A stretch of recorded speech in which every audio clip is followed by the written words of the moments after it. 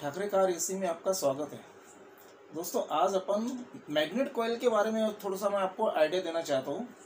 Actually car AC में सबसे main जो होता है वो कंप्रेसर होता है। कंप्रेसर और कंप्रेसर को ऑपरेट करने के लिए मैग्नेट कॉइल होती है।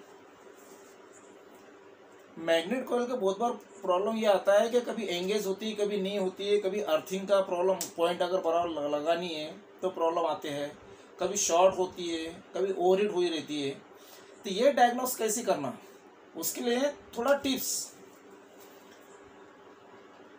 क्या होता है, बैटरी का जैसे अपन मैग्नेट कॉइल अगर चेक करते हैं तो क्या करने का, ये अपना मैग्नेट कॉइल हो गया, उसको ये दो पॉइंट आएंगे, एक पॉइंट अर्थ रहेगा, दूसरा पॉइंट जो होता है ये चेक करने के लिए अपने को सबसे पहले बैटरी के, ये बैटरी का एक निगेटिव पॉइंट आएगा, एक पॉजिटिव पॉइंट आएगा। तो पॉजिटिव पॉइंट से अपने को सप्लाई लेना पड़ेगा। तो सप्लाई लेके क्या करने का, जैसे मैग्नेट कॉइल चेक करना है तो डायरेक्ट वायर लगा के मैग्नेट कॉइल चेक नहीं करने का।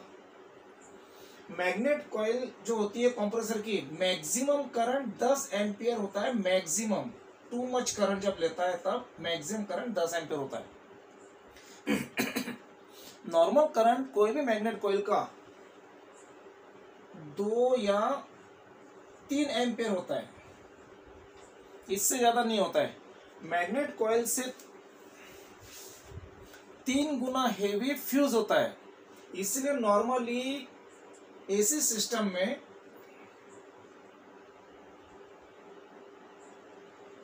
फ्यूज जो होता है 10 एम्पियर का होता है।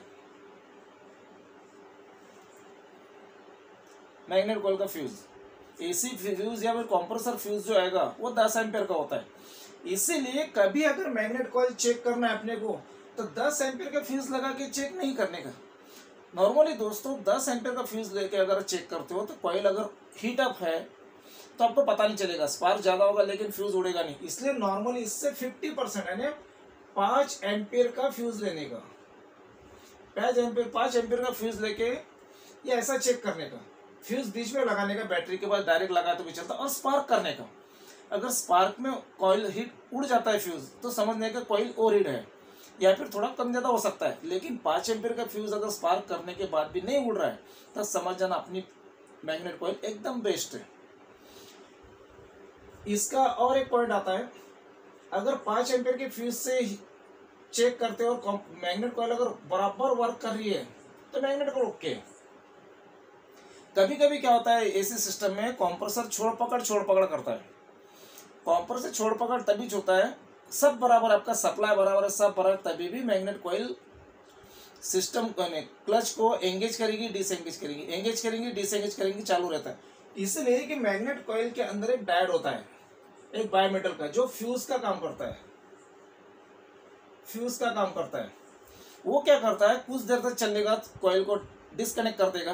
कॉइल ठंडी होगी कि फिर कनेक्ट करेगा, फिर डिस्कनेक्ट करेगा, फिर कनेक्ट करेगा। इस टाइप से फ्यूज या फिर डायोड होता है, डायोड, समझे। इसके कारण से क्या होता है, जब भी आप मेक एंड ब्रेक जब होगा, फ्यूज मैग्नेट कॉइल पकड़ेगा फिर छोड़ेगा, क्लच प्लेट पकड़ेगा छोड़ेगा, उस समय एम्पियर अगर चेक करते हो तो इससे अगर 5 एम्पियर पे आपका फ्यूज अगर कट हो रहा है तो समझो मैग्नेट कॉइल हीट अप है। क्या रहेगी, 5 एम्पियर से अगर ज्यादा करंट ले रही है वो तो आपको पता नहीं चलेगा, फ्यूज अगर शॉर्ट हो तो पता चलेगा। तो कॉइल हीट अप है, और अगर पूरी चली है तो वो तो आपको निकालने के बाद ही पता ही चल जाता सीधा सीधा। इसलिए उसमें इतना प्रॉब्लम नहीं आएगा, आपको सीधा सीधा पता चल जाएगा मैग्नेट कॉइल खराब है। मैग्नेट कॉइल खराब है तो मैक्सिमम टाइम पे आपने क्लच असेंबली बदलाना ही प्रॉपर डायग्नोसिस है। अगर आप सिर्फ मैग्नेट कॉइल बदलाते हो और बाकी उस सिस्टम वही लगाते हो तो आपकी मैग्नेट कॉइल फिर से जलने के चांसेस ज़्यादा रहेंगे, क्योंकि फ्रिक्शन होगा। फ्रिक्शन जहाँ होगा तो कॉइल में हीटअप, टेम्परेचर बढ़ेगा, टेम्परेचर बढ़ गया तो आपका मैग्नेट कॉइल और खराब हो जाएगा। इसलिए मैक्सिमम टाइम पे बड़े कंप्रेसर में या फिर नॉर्मल में कोई भी कंप्रेसर है जिसमें सिर्फ मैग्नेट कॉइल का प्रॉब्लम लग रहा है, लेकिन गाड़ी अगर 5 साल 10 साल पुराना है तो आपको मैग्नेट कॉइल के साथ पूरी असेंबली बदलाना ही सबसे अच्छा डायग्नोसिस होता है। सेकंड, इकोस्पोर्ट के टाइप के कंप्रेसर में, कौन सा, इकोस्पोर्ट, इसमें कभी कभी मैग्नेट कॉइल वर्किंग कंटिन्यू चलते चलते फटाक से बंद हो जाता है। क्विक अगर बंद हो जाता है तो मैग्नेट और कंप्रेसर तक अगर सप्लाई आ रहा है तो सबसे अच्छा डायग्नोसिस अगर करना है, क्लियर अगर प्रॉब्लम अगर सॉल्व करना है तो बैटरी के 2 वायर लीजिए, पॉजिटिव नेगेटिव, और मैग्नेट कॉइल के 2 वायर आएगी। ये मैग्नेट कॉइल आएगी, मैग्नेट कॉइल के 2 पॉइंट है। पहले इसको शॉर्ट कीजिए, इसको लगाओ, इसको स्पार्क करो, एक वायर यहाँ लगा दिया और दूसरे वायर से शॉर्ट कर रहा है, ऐसे वर्क हो रहा तो 4-5 बार करिए, शॉर्ट हुआ सामान। अगर नहीं हो रहा है तो वायर चेंज कर दो, ये वायर इधर लगा दो और ये वायर से इसको शॉर्ट करो, स्पार्क करते चलो ऐसे फट फट फट फट फट फट। आपका इसमें जो डायोड है वो शॉर्ट हो जाएगा। जैसे ही डायोड शॉर्ट हो जाएगा आपका मैग्नेट कॉइल फिर से काम करना चालू कर देगा। ये इकोस्पोर्ट के मैग्नेट कॉइल का खासियत है। बहुत बार ऐसा होता है कि टेक्नीशियन ये कंटिन्यूटी नहीं दिखाता है, कंटिन्यूटी नहीं दिखाया तो टेक्नीशियन समझता है कि ये खराब हो गया, मैग्नेट कॉइल चेंज कर देता है, दूसरा लगा देता है। लेकिन बाद में पता चलता है कि अगर दूसरे टेक्नीशियन को दिखाओ तो वो बोलता है मैग्नेट कॉइल खराब नहीं है। ये प्रोसेस हमेशा याद रखो ताकि आपके डायग्नोसिस में प्रॉब्लम नहीं आएगा, फॉल्ट फाइंडिंग में प्रॉब्लम नहीं आएगा और आपका डायग्नोसिस अच्छा हो जाएगा और आपका रिपुटेशन अच्छा बनेगा, मार्केट में नाम अच्छा चलेगा।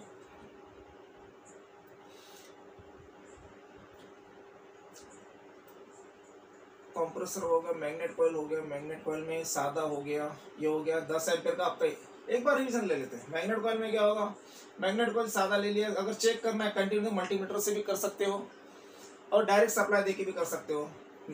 क्लच असेंबली का मैक्सिमम करंट होता है 10 एम्पीयर, जो टू मच है। टू मच होने के कारण अपना मैग्नेट कॉइल जब भी चेक करना है तो 5 एम्पीयर का फ्यूज लगा के आप चेक कर सकते हो। उसके बाद आता है मैक्सिमम करंट लेता है 2 से 3 एम्पीयर। मैग्नेट कॉइल में एक तो फ्यूज रहेगा या फिर डायोड रहेगा। डायोड अगर है तो आप ऐसे शॉर्ट करके डायोड को ही शॉर्ट कर सकते हो, ऐसे शॉर्ट इसे स्पार्क करके जो है इस सिस्टम से कर दो तो आपका ये मैग्नेट कॉइल ओके हो जाएगा। और फ्यूज अगर है तो एक बार ओपन हो गया तो ओपन ही रहेगा, वो ओपन नहीं कर सकेगी। इकोस्पोर्ट का हो गया, मैग्नेट कॉइल का हो गया। दोस्तों मैक्सिमम करंट एसी का 10 एम्पियर ही होता है, इसके ऊपर का कंप्रेसर को सप्लाई नहीं होगा। दोस्तों ये इसलिए फोकस करके बता रहा हूँ कि बहुत बार 10 एम्पियर की जगह बहुत से टेक्नीशियन 15 का फ्यूज डाल देंगे। अगर 5 मिनट अगर कंप्रेसर चलेगा तो अगर फ्यूज उड़ गया तो फिर टेक्नीशियन 20 एम्पियर का डालता है। 20 एम्पियर को तो चलेगा 10 या 15 मिनट चलेगा, उसके बाद और कोई इसने हेवी फ्यूज डाल दिया, 20 की जगह 25 का डाल दिया, 30 का डाल, तो वायरिंग शॉर्ट हो जाएगा। वायरिंग शॉर्ट होने का कारण यही है कि कोई भी वायरिंग में लोड अगर तुम्हारा जो है इसमें 2 या 3 एम्पियर है, इसका 3 गुना से ज्यादा फ्यूज होता है, फ्यूज का रेटिंग होता है। जैसे आपका फ्यूज कॉम्प्रेस मैग्नेट कॉइल अगर आपका 3 एम्पियर करंट लेता है तो फ्यूज इंटू 3 नियर अबाउट 9 यानी 10 एम्पियर करेगा। लेकिन इससे 5 गुना हेवी, कितना, 10 से 5 गुना हेवी आपका वायर रहता है। वायर का जो स्ट्रेंथ होता है वो फ्यूज के 5 गुना हेवी होता है। इसलिए मैक्सिमम 3 गुना से ऊपर का फ्यूज डालने की तो सोचो, लगे जमे तक तो रेटिंग के ऊपर का फ्यूज डालना ही नहीं, जिसके कारण से शॉर्ट सर्किट हो, वायरिंग जलने के प्रॉब्लम आ सकते हैं, रिले खराब हो सकते हैं और कुछ प्रॉब्लम आ सकते हैं, जिसके कारण से टेक्नीशियन का लॉस ज़्यादा होगा। ये चीज़ ना हो, इसीलिए मैग्नेट कॉइल को अगर आप चेक करते हो मैक्सिमम टाइम पे तो 5 एम्पियर के करंट से 5 एम्पियर के फ्यूज से ही चेक करने का। दोस्तों आप अगर इतना समझ गए हो और आपको कुछ समझने की और कुछ आइडिया चाहिए तो आप मुझे चैट कर सकते हो। व्हाट्सअप कर सकते हो। दोस्तों मेरा अगर ये वीडियो आपको अच्छा लगा तो प्लीज़ सब्सक्राइब कीजिए, शेयर कीजिए और लाइक कीजिए। नेक्स्ट वीडियो में वायरिंग के बनाने वाला हूँ। Thank you.